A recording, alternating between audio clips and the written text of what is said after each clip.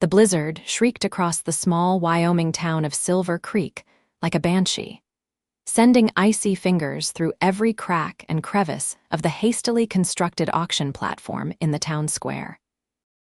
Magdalene Owens stood shivering in her threadbare dress, bare feet numb against the rough wooden planks as snowflakes melted in her auburn hair. 21 years old, and about to be sold to the highest bidder to pay her late father's debts, this was what her life had come to. "Next up, gentlemen."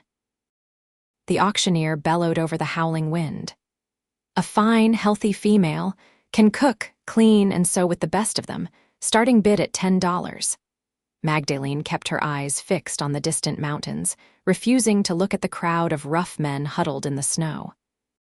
She would not give them the satisfaction of seeing her fear, though her entire body trembled from cold and terror in equal measure.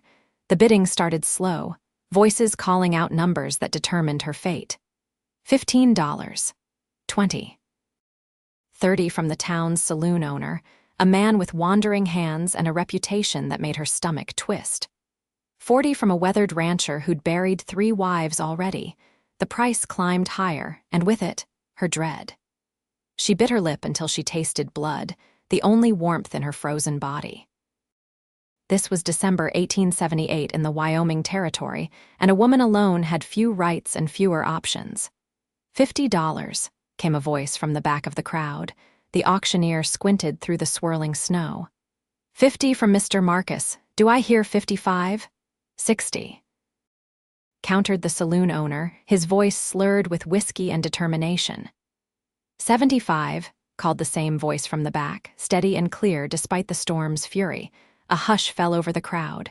$75 was a small fortune in these parts. Going once, going twice, sold. To Mr. Quinn at the back. Magdalene finally allowed her gaze to fall upon her new owner as he made his way to the platform. Tall and broad-shouldered, with a stern face partially hidden beneath a wide-brimmed hat crusted with snow. His eyes, the color of a summer sky, met hers briefly before he turned to pay the auctioneer. "Come along, then," he said, not unkindly, as he approached her. She stumbled as she stepped forward, her feet having lost all feeling. Without hesitation, the man shrugged out of his heavy buffalo coat and wrapped it around her shoulders in one fluid motion. The sudden warmth was so shocking, so unexpected that tears sprang to her eyes. "Name's Rhett Quinn," he said quietly, for her ears alone. "Ranch is a half-day's ride from here. Can you sit a horse?" Magdalene nodded, not trusting her voice. "Good," he replied. "Let's get you some proper boots first." As he guided her down the steps, his hand firm but gentle on her elbow, Magdalene wondered what kind of man spent $75 on a debt slave only to immediately concern himself with her comfort. It didn't make sense, and in her experience, things that didn't make sense usually concealed danger. She'd learned soon enough what Rhett Quinn truly wanted from her. The general store was blessedly warm after the bitter cold of the auction platform. Magdalene stood awkwardly near the door, dripping melting snow onto the wooden floor, Rhett Quinn's massive coat engulfing her slender frame. "Mrs. Peterson," Quinn called to the shopkeeper's wife. "I need boots for the lady here, and thick socks, warmest you've got." The older woman bustled forward, her eyes curious but kind. "Of course, Mr. Quinn. Come sit by the stove, dear, and let me see those feet before they fall off from frostbite." Magdalene hesitated, glancing at Quinn. "Go on," he said, turning toward the counter where Mr. Peterson waited. "I'll settle up for whatever you need." Mrs. Peterson clucked like a mother hen as she led Magdalene to a chair near the pot-bellied stove. "Land sakes, child, your feet are like ice. What kind of monsters would put a girl up for auction without so much as a pair of stockings in this weather?" "The kind who only care about collecting debts," Magdalene murmured, her voice rough from disuse and suppressed emotion. "Well, you're in better hands now," Mrs. Peterson said firmly, measuring Magdalene's foot against a wooden ruler. "Rhett Quinn's a good man. Keeps to himself mostly, but fair and honest. Never heard a word against him." Magdalene wasn't sure what to make of this assessment. Good men didn't buy women at auction, did they? But then, good men didn't typically wrap their expensive coats around shivering strangers either. Across the store, she could hear Quinn's deep voice as he added items to his purchase. The heavy wool stockings, 2 pairs, that blue dress there and the brown, undergarments, the flannel nightgown, winter cloak, mittens, and hat, her eyes widened. These weren't necessities for a household servant, but proper clothes for a lady. Mrs. Peterson returned with 3 pairs of boots. "Try these, dear. Start with the middle size." The boots were sturdy leather, lined with sheepskin, practical but far finer than anything Magdalene had owned even before her father's death. "Perfect fit," Mrs. Peterson declared. "Now, let me fetch you those warm stockings Mr. Quinn asked for, and we'll have you properly outfitted in no time." Within 20 minutes, Magdalene found herself wearing not only boots and thick stockings, but also a new woolen dress of deep blue that actually fit her properly. Quinn had stepped outside during her change of clothes, showing unexpected propriety. When she emerged from the back room, he glanced up from where he'd been examining a display of bridles, and for just a moment, something flickered in his eyes before his expression returned to its customary reserve. "Better?" he asked simply. "Yes, thank you, Mr. Quinn." She hesitated, then asked the question that had been burning in her mind. "Why are you doing this?" He regarded her steadily. "No one deserves to freeze to death, Miss Owens. But you paid for me. The word stuck in her throat. "You're a woman who needed help," he corrected firmly. "Nothing more, nothing less. Now we've a long ride ahead and daylight's wasting. Can you ride astride, or do you need a side saddle?" "I can ride astride," she answered, puzzled by his consideration and the implication that she would have her own horse rather than riding double with him. "Good. That'll make the journey faster." He collected their packages and settled his hat more firmly on his head. "One more stop at the livery, and we'll be on our way." True to his word, Quinn led her to the livery stable where 2 horses waited his own massive black stallion and a sturdy chestnut mare already saddled. "This is Penny," he said, indicating the mare. "She's gentle but sure-footed. She'll see you safely to the ranch." Magdalene approached the horse cautiously, extending a hand for the mare to sniff. The animal nudged her palm affectionately. "She likes you," Quinn observed, something close to approval in his tone. "I've always had a way with horses," Magdalene replied, surprising herself with the admission. She hadn't volunteered personal information to anyone in a long time. They mounted up and rode out of town, the snow still falling but less violently now. The buildings of Silver Creek soon fell away behind them, replaced by rolling hills and scattered pine forests. Magdalene found herself stealing glances at the taciturn man riding beside her, trying to unravel the mystery of him. Rhett Quinn was perhaps 30, with a weathered face that spoke of years under the open sky. His dark hair curled slightly where it emerged from beneath his hat, and a scar ran along his jawline, white against his tanned skin.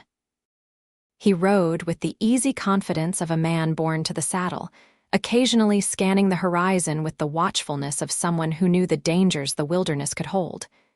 "You have questions," he said suddenly, without looking at her. "Better to ask them than to wonder." Magdalene was startled by his perceptiveness. "Very well. What exactly do you expect from me, Mr. Quinn? What will my duties be at your ranch?" "For now, to recover from whatever hardships brought you to that auction block, to eat regular meals and get warm again." He glanced at her then. "After that, we'll discuss what you might want to do." "What I want?" She couldn't keep the incredulity from her voice. "I'm afraid I don't understand." "No," he agreed. "I don't suppose you do, not yet." He adjusted his reins slightly.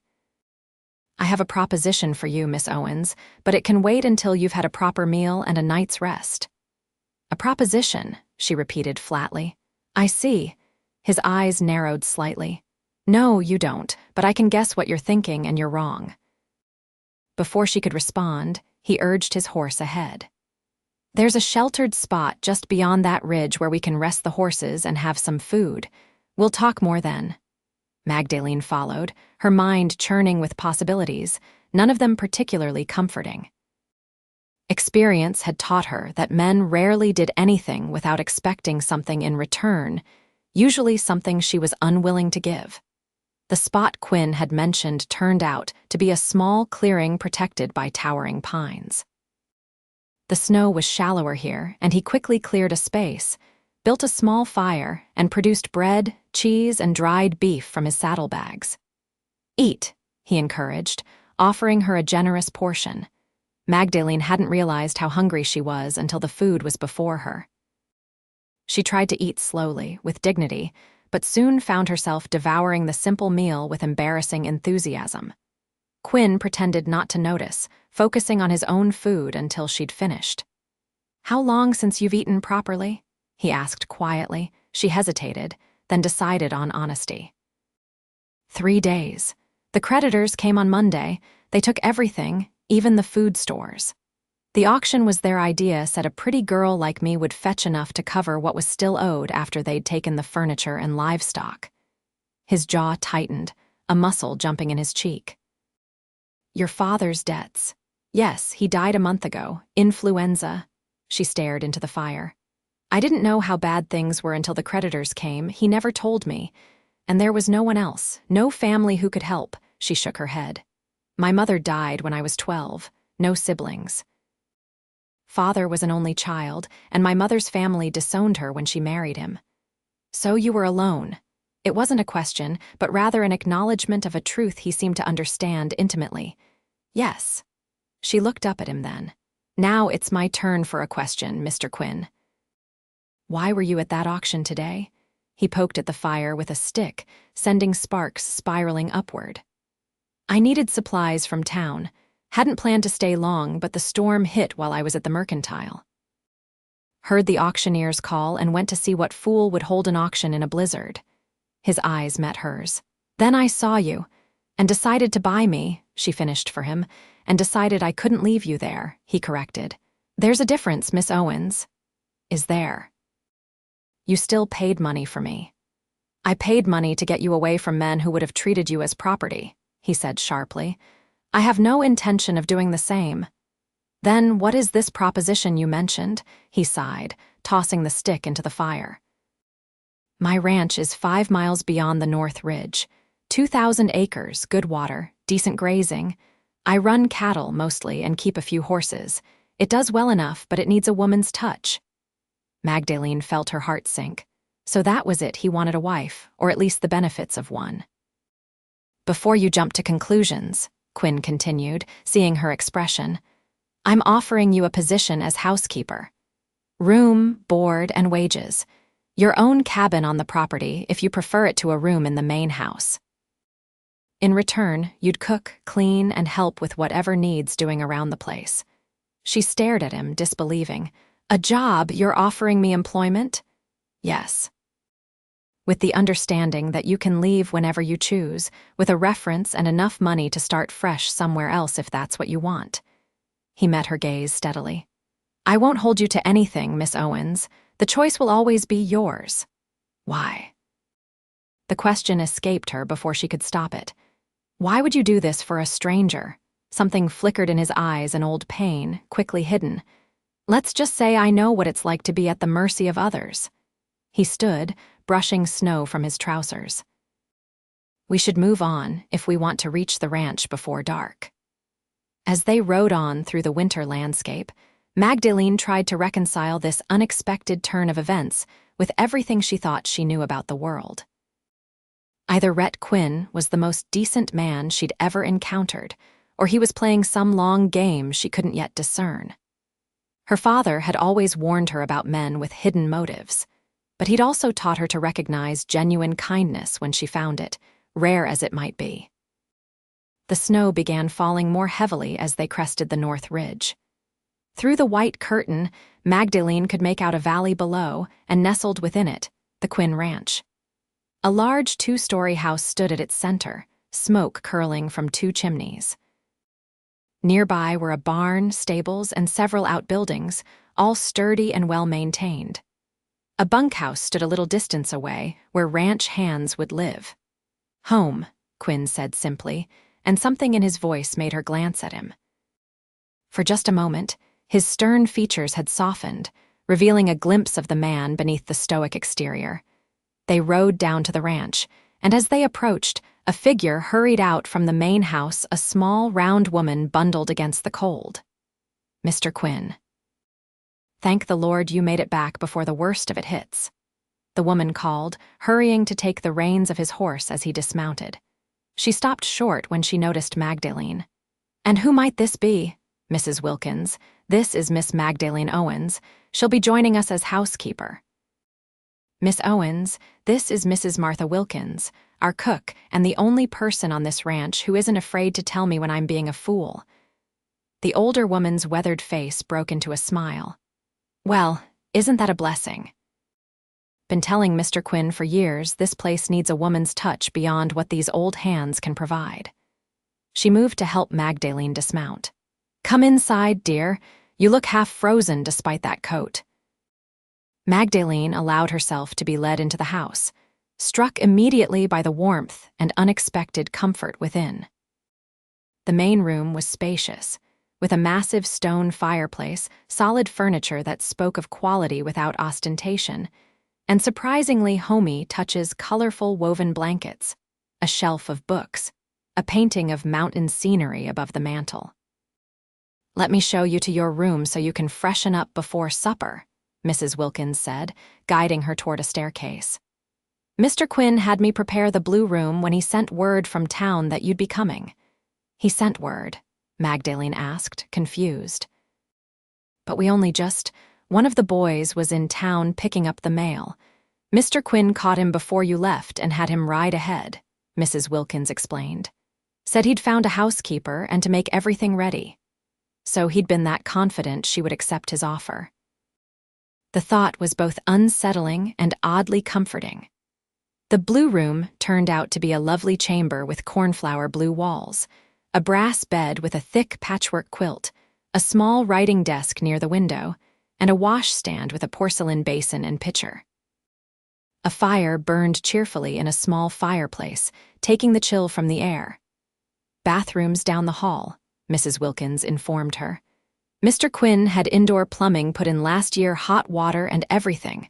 Quite the modern convenience."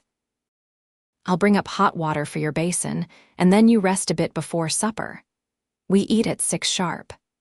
Left alone, Magdalene sank onto the edge of the bed, running her hand over the soft quilt.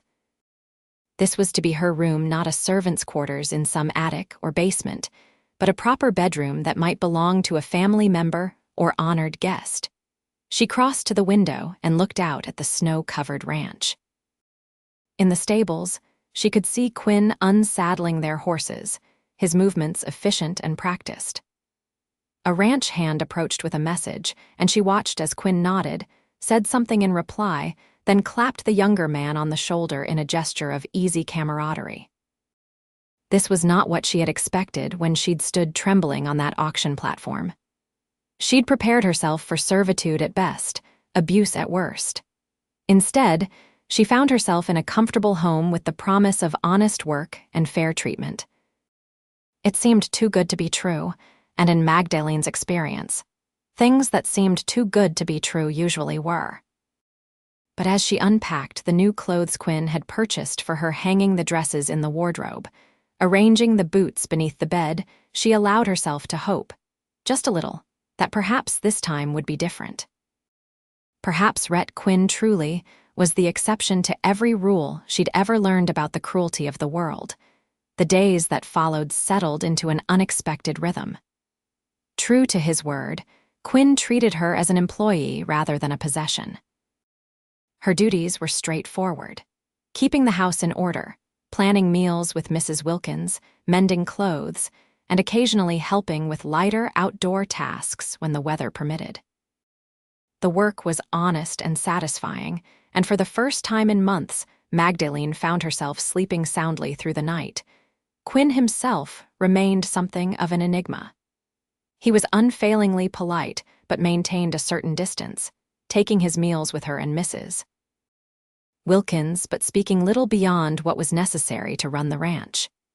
He rose before dawn each day and often returned after dark, especially as the winter deepened and the cattle required more attention to survive the harsh Wyoming weather.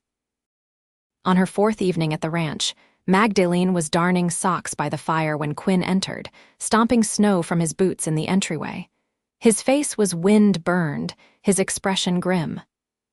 "Lost 2 calves today," he said in response to her questioning look. "Mother got separated from the herd in the blizzard.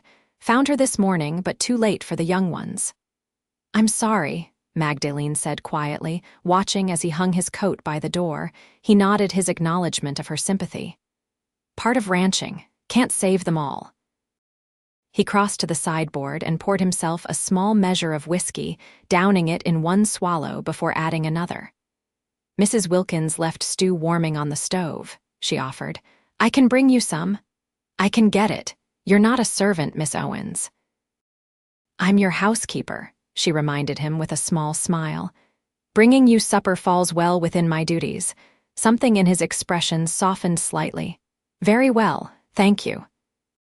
When she returned with the stew and freshly baked bread, he had settled into the armchair opposite hers, staring into the fire. He thanked her for the food but made no move to eat immediately. "May I ask you something, Mr. Quinn?" Magdalene ventured after a moment of silence. He looked up at her, one eyebrow raised in question. "You've been most generous, and I'm grateful, but I still don't understand why.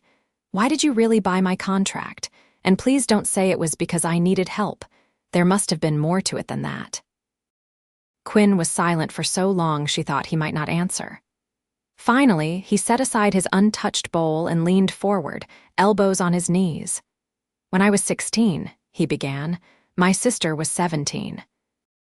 Our parents had died the year before wagon accident crossing a river, and we were trying to keep the family farm going in Missouri.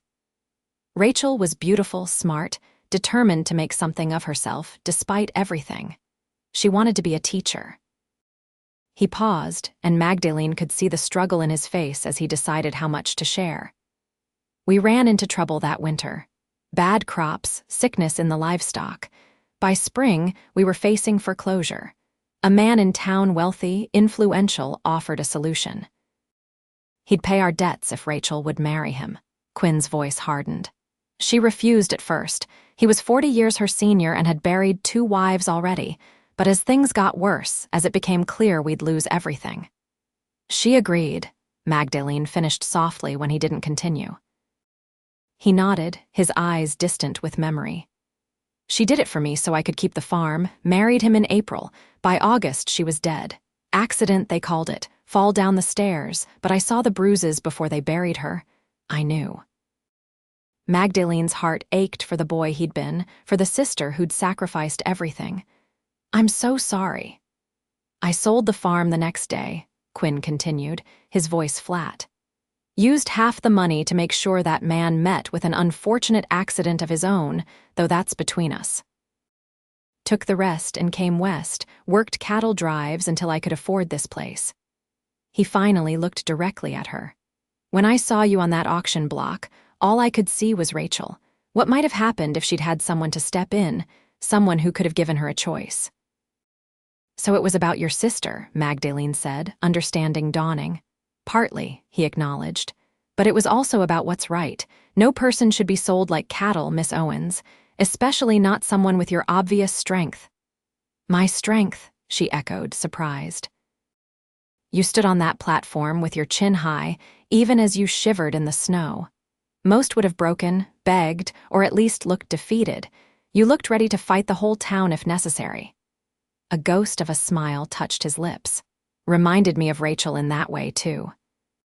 They sat in silence for a moment, the fire crackling between them, casting dancing shadows across the room.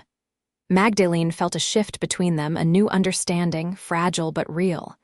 "Thank you for telling me," she said finally. "About Rachel." He nodded once, then picked up his bowl of stew, signaling an end to the conversation. But later, as she turned to leave the room for bed, his voice stopped her. "Miss Owens?" She looked back at him, standing now by the fire, his tall figure silhouetted against the flames. I don't expect gratitude or anything else from you. I want you to know that. Whatever you decide to do, stay, go when the weather breaks, the choice is yours. Always. I believe you, Mr. Quinn, she replied softly. Good night. Good night, Miss Owens. As winter settled more deeply over the ranch, Magdalene found herself settling in as well. The house, which had clearly been well built but somewhat neglected in its finer details, began to reflect her touch. Curtains were laundered and rehung, furniture polished, floors scrubbed to a warm glow. She discovered a cabinet of fine china that hadn't been used in years, and made a point of setting the table with it for Sunday dinners. Quinn noticed these changes, but commented little, though she occasionally caught him looking at a freshly arranged room with something like appreciation in his eyes. Their conversations remained largely practical, focused on the running of the household and ranch, but the initial awkwardness between them had given way to a comfortable routine, until the night of the Christmas Eve blizzard. It came howling down from the north, a wall of white fury that descended on the ranch with little warning. Quinn and his men had been out since dawn, bringing the cattle into sheltered areas, and had barely made it back to the buildings before visibility dropped to nothing. Magdalene watched anxiously from the window as the last riders staggered into the bunkhouse, counting heads until she was certain all were accounted for. All except one. "Where's Mr. Quinn?" she asked Mrs. Wilkins, who was bustling about the kitchen preparing a hearty stew for when the men inevitably made their way to the main house for food.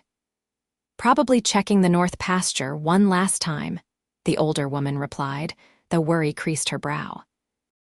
"He always makes sure every animal is safe before he comes in himself."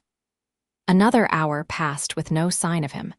The blizzard intensified, the wind shrieking around the eaves like a living thing. Two of the ranch hands braved the short distance from the bunkhouse to the main house, arriving coated in snow despite the brief journey. "Any sign of the boss?" asked Mike, the ranch foreman, stamping snow from his boots. "Not yet," Magdalene answered, unable to keep the concern from her voice. Mike exchanged a look with the other hand, a younger man called Emmett. "He went to check on that new mare that's about to foal, said he'd be right behind us." He moved to the window, peering out into the white nothingness. "Can't see a blessed thing out there now. Should we go look for him?" Magdalene asked, already reaching for her cloak. Mike shook his head firmly. "Not in this, madam. Man could get lost between the house and barn in weather like this. Boss knows what he's doing. He'll have holed up somewhere to wait it out if he couldn't make it back." Despite his reassuring words, Magdalene could see the worry in his eyes. Quinn was more than an employer to these men.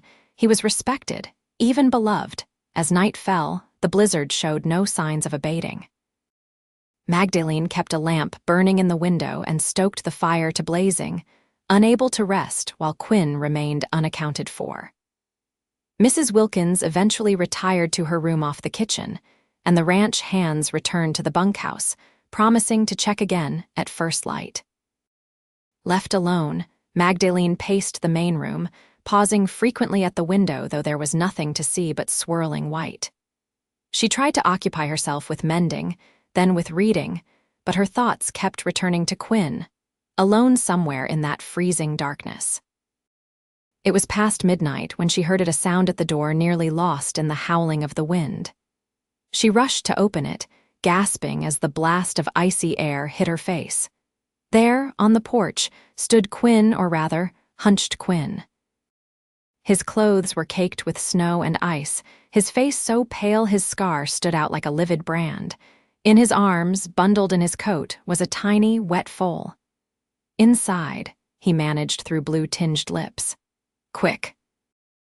Magdalene sprang into action, helping him through the door and shutting out the storm behind him.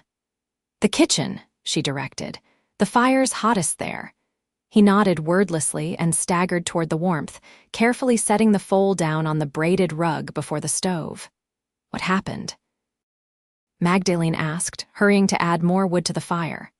"Mare died," Quinn said through chattering teeth. "Foaling went bad, managed to save the little one, but couldn't make it back to the stable in the whiteout." He knelt beside the foal, which was making weak attempts to raise its head. "Need warm milk, sugar if we have it, blankets."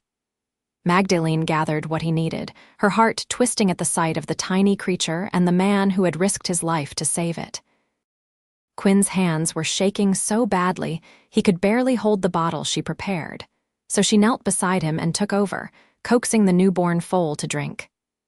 "You're freezing," she said, noticing how his whole body trembled. "You need to get out of those wet clothes before you catch your death." Fine," he stuttered, though he was clearly anything but. "Just need to warm up a bit." "Rhett Quinn, you are half frozen and no use to this foal or anyone else if you succumb to hypothermia," she said firmly, surprising herself with the use of his first name. "Go change." "I'll mind the little one." Something flickered in his eyes at her tone, surprise, perhaps, or respect. He nodded once and rose unsteadily to his feet. "There's whiskey in the sideboard," he said. "Might help warm him up faster, just a few drops in the milk." When he returned a few minutes later in dry clothes, his hair still damp from the snow, Magdalene had the foal wrapped in blankets before the fire, suckling eagerly at a second bottle enhanced with a touch of whiskey. "He's stronger than he looks," she observed as Quinn lowered himself to the floor beside her. "A fighter." "Like his new caretaker," Quinn replied, and when she glanced up, she found him watching her rather than the foal. Magdalene felt a flush rise to her cheeks. "I'm just doing what needs to be done." "That's what I mean," he said quietly. "You see what needs doing and you do it without complaint or hesitation. It's a rare quality." They sat in companionable silence for a while, the only sounds the crackling of the fire, the mewling of the foal, and the endless howling of the blizzard outside. Quinn still shivered occasionally, and without thinking, Magdalene shifted closer, offering the warmth of her body against the lingering chill in his. If he was surprised by the gesture, he didn't show it. Instead, he carefully adjusted the blankets around the foal with hands that were beginning to steady. "What will you call him?" she asked. Quinn considered the question, studying the foal's white coat marked with unusual gray dapples. "Blizzard seems too obvious," he mused. "What do you think?" The question startled her. "Me, but he's your horse." "You helped save him," Quinn pointed out. "Seems fair you should have a say in his name."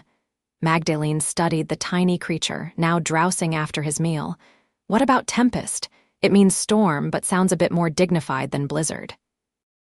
A smile touched Quinn's lips, a genuine one that transformed his usually stern features. "Tempest, I like it." He reached out to stroke the foal's soft neck.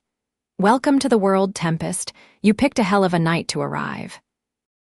Later, as Christmas Eve gave way to Christmas morning, and the storm finally began to abate, Magdalene found herself still sitting by the fire with Quinn, the foal sleeping peacefully between them. They had talked more in those hours than in all the weeks before about the ranch, about books they had read, about growing up in different parts of the country. He told her more about Rachel, and she shared memories of her own mother, discovering unexpected similarities in their losses. As the first gray light of dawn filtered through the windows, Magdalene realized two things simultaneously. She was exhausted, and she had never felt more alive.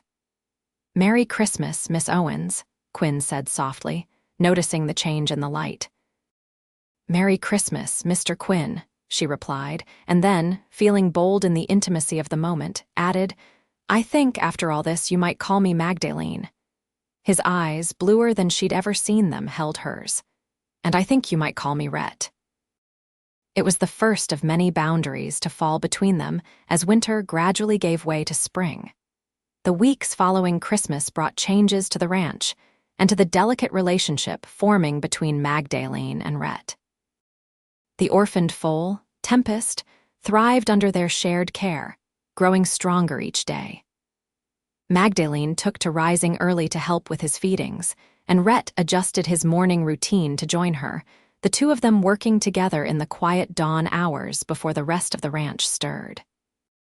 These moments unrushed, away from Mrs. Wilkins's knowing glances, and the ranch hand's poorly hidden smirks became precious to Magdalene. In them, she discovered a different Rhett Quinn than the stern rancher most people saw. This Rhett had a dry wit that could make her laugh unexpectedly, a gentleness with animals that belied his rough exterior, and an intelligence that surprised her despite everything she already knew about him. One morning in late January, as they sat on bales of hay watching Tempest test his spindly legs in the stable, Rhett asked, "Did you always want to be a housekeeper?" Magdalene smiled at the absurdity of the question. "Hardly. I was studying to be a teacher before my father fell ill." I had nearly completed my training. "A teacher," he repeated thoughtfully. "Like Rachel wanted to be?" "Yes, I suppose so." She watched Tempest wobble toward them, seeking the bottle of milk she held. "I've always loved books, learning. The idea of sharing that with children appealed to me." Rhett was silent for a moment, absently stroking Tempest's neck as the foal nursed from the bottle in Magdalene's hands. "The town's growing," he said finally. "Talk of building a proper schoolhouse come spring, they'll need a teacher." Magdalene's heart quickened at the implication. "Are you suggesting?" "Just mentioning it," he said with careful neutrality. "Something to think about if you're interested." "I would be," she admitted, surprised by how much the idea appealed to her. "But my position here is yours for as long as you want it," he assured her. "But that doesn't mean you couldn't do both, if the school board was amenable to it. Town's close enough to ride in daily during good weather." The fact that he was thinking of her future, planning ways she might pursue her dreams while remaining at the ranch, warmed something deep inside her. It was yet another indication that he saw her not as property or even merely as an employee, but as a person with aspirations and value. "I'll think about it," she promised. "Thank you for telling me." He nodded, his eyes lingering on her face a moment longer than necessary before returning to Tempest. February brought milder weather, allowing Magdalene to explore more of the ranch beyond the main buildings. Rhett began inviting her to ride with him on his afternoon checks of the property, showing her favorite views and hidden meadows that would burst with wildflowers come summer. On one such ride, they stopped by a clear, rushing stream partially freed from winter ice. "This is the heart of the ranch," Rhett told her as they dismounted to let the horses drink. "Year-round water, never runs dry even in the worst drought. It's why this land is so valuable." Magdalene knelt beside the stream, trailing her fingers through the icy water. "It's beautiful." "It is now," he agreed, joining her at the water's edge. "Wasn't when I first came. Previous owner let it get choked with debris. Took me and the men nearly a month to clear it properly." She glanced up at him. "How long have you had the ranch?" 6 years. He picked up a flat stone and skipped it across a wider pool in the stream. "Bought it when it was little more than a shack and 100 scraggly cattle. Built it up bit by bit." "You've done an incredible job," Magdalene said sincerely. "It's a wonderful place." Something in her tone made him look at her more closely. "You sound surprised." She hesitated, then decided on honesty. "I suppose I am a little. When I first came here, I expected." She trailed off, unsure how to express her initial suspicions without giving offense. "You expected a rough bachelor establishment at best, or at worst, some kind of trap," he finished for her, his perception acute as always. "Can't blame you for that. Most women brought to isolated ranches don't find themselves treated with much respect." "No," she agreed softly. "They don't." She rose, brushing dirt from her skirts. "But you've proved yourself to be an exception in every way, Rhett Quinn." He stood as well, suddenly closer than she'd realized. "Not in every way, Magdalene," he said, his voice dropping lower. "I'm still a man with a man's thoughts and feelings." The air between them seemed to thicken, charged with something neither had acknowledged openly before this moment. Magdalene felt her pulse quicken as his eyes dropped briefly to her lips before returning to meet her gaze. "And what thoughts are those?" she asked, her own voice hardly more than a whisper. For an answer, he reached out slowly, giving her every chance to move away, and tucked a strand of hair behind her ear, his fingers lingering against her cheek. Thoughts about how the sunlight catches in your hair, he said quietly. About how you've brought life back to a house that was just a place to sleep before you came. About how I find myself looking for excuses to be near you. Magdalene stood perfectly still, afraid that any movement might break this spell of honesty between them. I've had similar thoughts, she admitted, his eyes darkened at her confession. Have you, she nodded, gathering her courage, about how different you are from what I expected, about how safe I feel with you, even when we're miles from anyone else. About how I've come to look forward to our morning meetings with Tempest more than any other part of my day. A smile rare and genuine transformed his face. I'm glad I'm not alone in this then. No, she agreed, you're not alone. For a moment, it seemed he might kiss her. His hand still rested against her cheek, and he leaned forward slightly. But then he drew back, dropping his hand reluctantly. We should head back, he said, though the regret in his voice was clear. Storm clouds coming in from the west. As they mounted their horses and turned toward home, Magdalene found herself both disappointed and oddly relieved. Whatever was growing between them deserved time and care, not a hasty moment by a stream bed. She had learned caution the hard way, and Rhett's respect for boundaries only increased her growing regard for him. The storm he had predicted swept in that evening. Not a blizzard this time, but a driving rain that turned the world outside to mud and mist. After dinner, as had become their custom on such nights, they retired to the main room where Rhett read aloud from one of his books while Magdalene worked on mending, or, increasingly often, lesson plans for the teaching position she had decided to pursue. Tonight, he had chosen a volume of Tennyson's poetry, his deep voice giving weight and resonance to the words.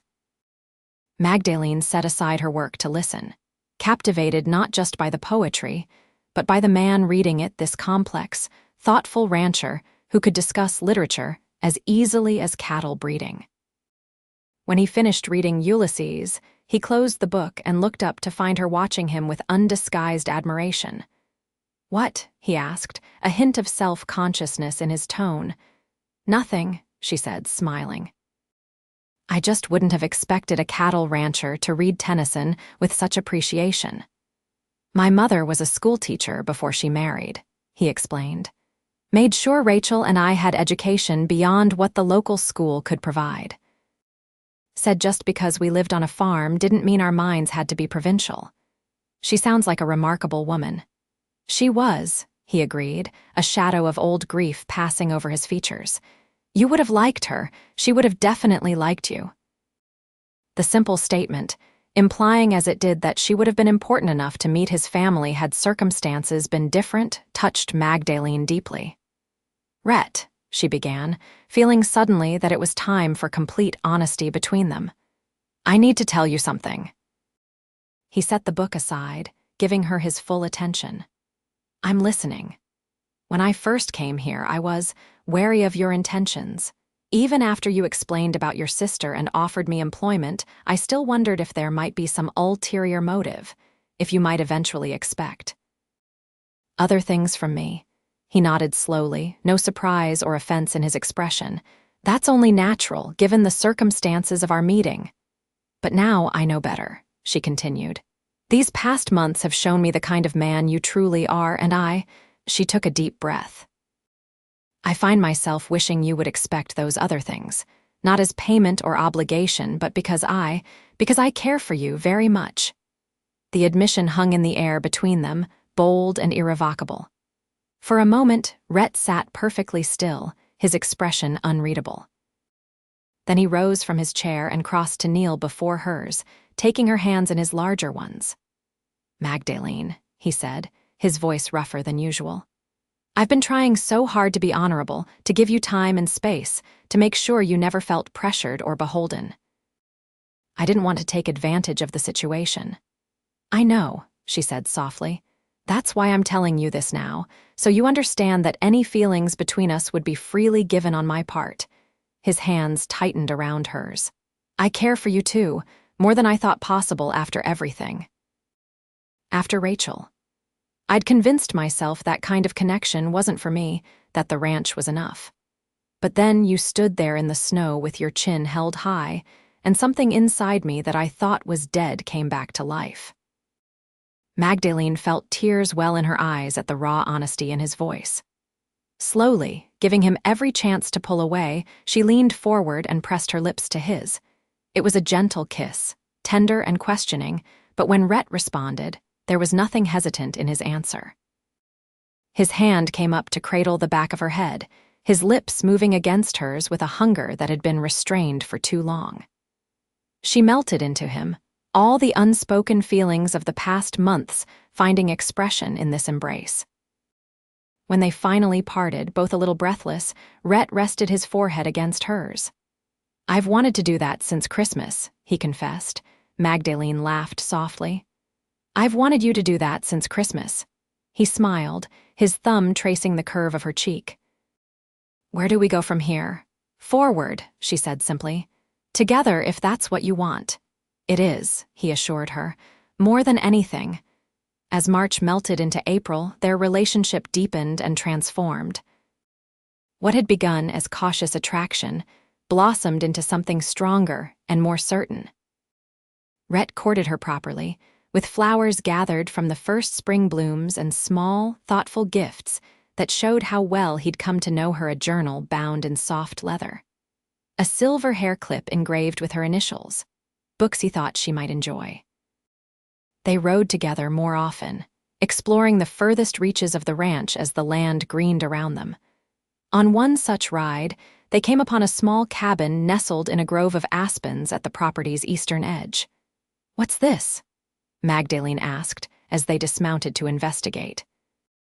"Line shack," Rhett explained, unlocking the door. "For hands to use during winter when they're checking the far pastures.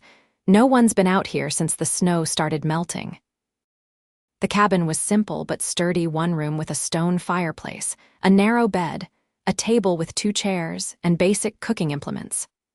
Rhett moved about the space, opening shutters to let in the spring air and light. "It's charming," Magdalene said, running her hand along the rough-hewn mantel. "Peaceful?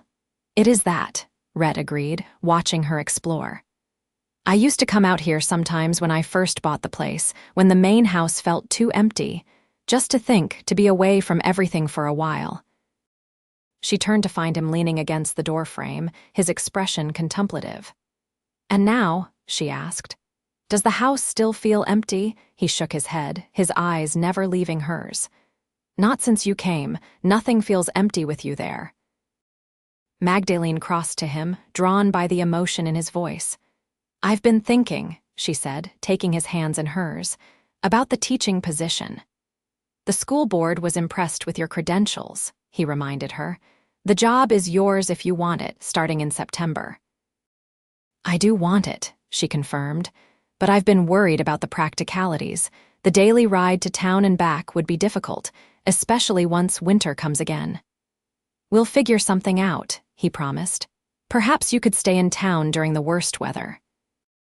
"The Wilkinses' daughter has a spare room she mentioned offering." Magdalene shook her head. "That's not what I want." "What do you want then?" he asked, a furrow appearing between his brows. She took a deep breath. "I want to stay at the ranch, permanently."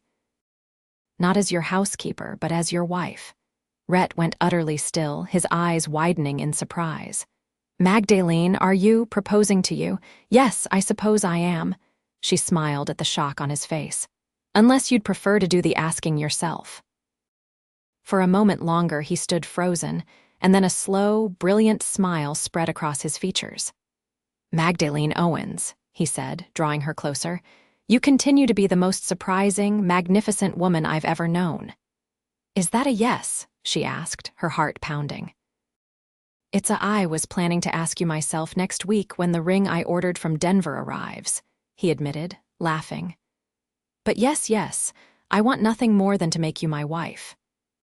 He kissed her then, a kiss full of joy and promise and future plans. There in the little cabin with the spring breeze carrying the scent of new beginnings through the open door.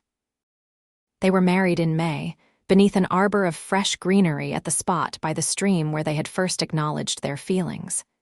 The entire ranch turned out for the occasion, along with townsfolk who had come to know and respect them both. Mrs. Wilkins cried openly throughout the ceremony, declaring it was about time this place had a proper mistress. Magdalene wore a gown of ivory silk ordered from San Francisco, with wildflowers in her hair instead of a formal veil. Rhett, for his part, looked almost unrecognizable in his best black suit. His hair neatly trimmed and his usually stern face transformed by a smile he couldn't seem to suppress. Judge Harmon, who had ridden in from the county seat specifically for the occasion, pronounced them man and wife with obvious approval. "Never thought I'd see the day," he confided to Magdalene during the celebration afterward. "Quinn's been alone up here so long most folks figured he'd stay that way. You must be something special to change his mind." "We changed each other's minds," she corrected gently, "about a lot of things." Later, as the sun set and the guests finally began to depart, Rhett found her sitting on the porch swing, watching Tempest, now a gangly adolescent racing around the paddock with exuberant energy. "Happy, Mrs. Quinn?" he asked, settling beside her. The name, her new name, still gave her a thrill of pleasure. "Completely," she assured him, leaning into his side as his arm came around her shoulders. "Are you? More than I ever thought possible."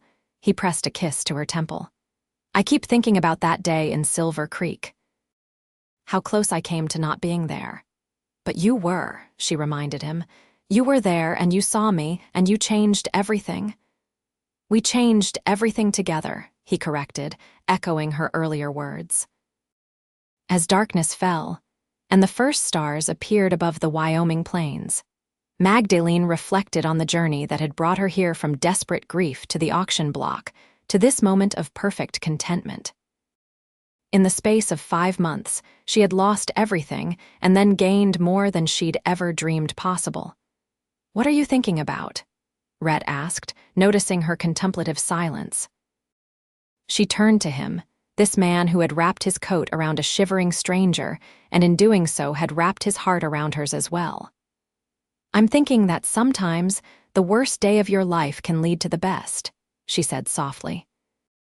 "And that I wouldn't change a moment of what brought us here because it all led to you." He smiled, drawing her closer. "To us," he corrected gently.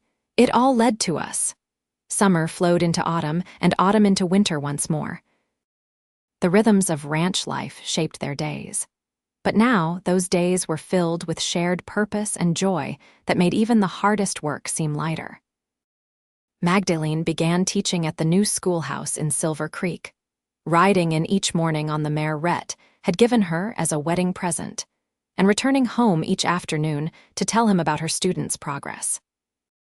They expanded the main house, adding a proper library filled with books ordered from as far away as Boston and New York. Rhett discovered that his wife had a talent for business as well as teaching, and gradually included her in the ranch's financial decisions, finding her perspective invaluable. Tempest grew into a magnificent stallion with unusual markings that drew admiring comments from everyone who saw him. Rhett refused all offers to buy him, declaring that the horse who had brought him and Magdalene together on that Christmas Eve would always have a special place at the Quinn Ranch. In February, almost exactly a year after they had first acknowledged their feelings for each other, Magdalene shared news that brought tears to Rhett's eyes and a tenderness to his touch that melted her heart anew. "A baby," he whispered, his hand gentle against her still flat stomach. "Our baby." "Due in late summer," she confirmed, covering his hand with hers. "Are you happy?" "Beyond words," he assured her, gathering her close. "Beyond anything I could have imagined." When their son was born in August, a healthy, robust boy with his father's blue eyes and his mother's auburn hair, they named him Michael, after Magdalene's father. Mrs. Wilkins, who had appointed herself unofficial grandmother, declared him the finest baby in the Wyoming territory and spoiled him shamelessly from his first day. Rhett proved to be a natural father, as tender with his son as he was with the most delicate foal. He built a cradle with his own hands, carving Tempest's likeness into the headboard as a reminder of the night that had truly begun their journey together. Life wasn't always easy. There were difficult seasons, drought years, harsh winters, times when the cattle market dipped dangerously low. There was the spring when Magdalene fell ill with a fever that kept her bedridden for weeks, Rhett hardly leaving her side, despite the demands of the ranch. There was the winter when Michael, at 4 years old, wandered too far from the house and was missing for 3 terrifying hours before they found him, cold but unhurt, curled up with a litter of kittens in the stable. But through it all, they faced each challenge together, their bond only strengthening with each obstacle overcome, each joy shared. They added to their family a daughter, Rachel, named for the aunt she would never meet but whose spirit lived on in the ranch's very foundations. And 2 years later, another son, William, who from his earliest days showed his father's quiet determination and his mother's love of books. Magdalene continued teaching until the school grew large enough to require a full-time teacher who could commit to longer hours than she could manage with 3 young children and ranch responsibilities. Even then, she remained involved, serving on the school board and occasionally substituting when needed. The town of Silver Creek grew as well, becoming a proper community with a church, a doctor's office, and eventually even a small hotel for travelers passing through. Rhett, with his successful ranch and reputation for fair dealing, became a respected voice in local affairs, though he always preferred the quiet of home to the bustle of town meetings. In the summer of Magdalene's 35th year, 14 years after she had stood trembling on that auction block, the Quinn Ranch hosted a celebration for their wedding anniversary.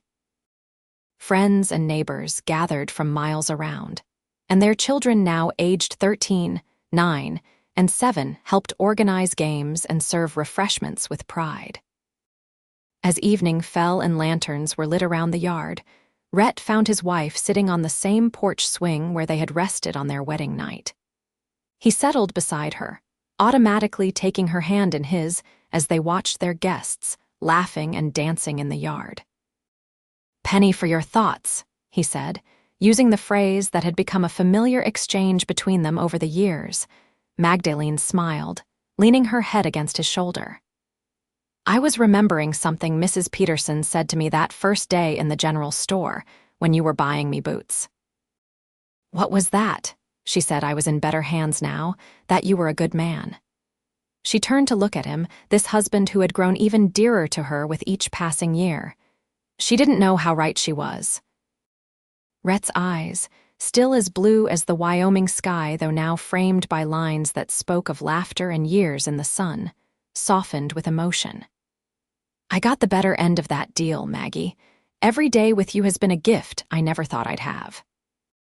From the yard, Michael called for them to join the dancing. Rhett stood and offered his hand with a formal bow that made Magdalene laugh. "Mrs. Quinn, would you do me the honor?" She placed her hand in his, as she had countless times over the years, each touch still carrying the echo of that first moment when he had helped her from the auction platform. "Always," she replied, and meant it with all her heart. As they moved together under the stars, surrounded by the life they had built from that unlikely beginning, Magdalene thought about the countless twists of fate that had brought them to this moment, her father's death. The auction, the blizzard, Rhett's presence in town that day. So many chances for their paths never to have crossed, so many ways their story might have been different. But here they were, dancing in the yard of their ranch, their children laughing nearby, their future stretching before them as vast and full of possibility as the Wyoming plains. From that terrible day in the snow had come everything good in her life, all because one man had seen her standing proud despite her circumstances, and had chosen to wrap his coat and eventually his heart around her shoulders. Later that night, as they stood together on the porch after the last guest had departed and the children were finally asleep, Rhett pulled her close against the slight chill of the summer night. "Cold?" he asked, his breath warm against her hair. Magdalene shook her head, smiling up at him. "Not anymore," she said. Not for a very long time. And it was true. From that first moment when a stranger's coat had fallen around her shoulders in the snow, Magdalene Owens Quinn had never truly been cold again.